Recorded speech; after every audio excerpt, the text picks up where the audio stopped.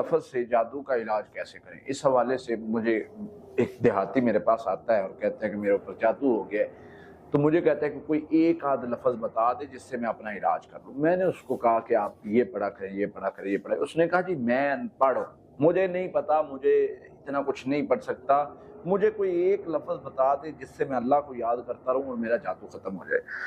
میں نے بہت سوچا اور سوچنے کے بعد پھر میں نے اس کو ایک لفظ بتایا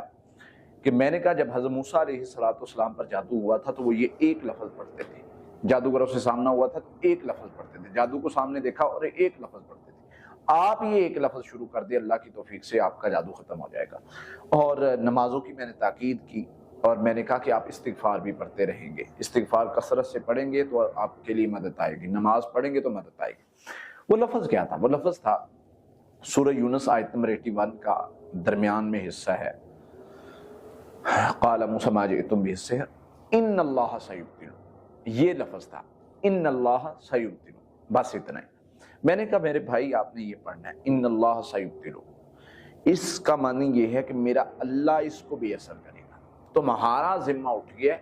اب اللہ جانے یا وہ جو بھی معاملہ جادوگر کرنے والا جادو جانے، آپ نے صرف یہ پڑھنا ہے۔ اور اس نے یہ شروع کر دیا اور اتنی پابندی کے ساتھ، توجہ کے ساتھ پڑھا، یقین کریں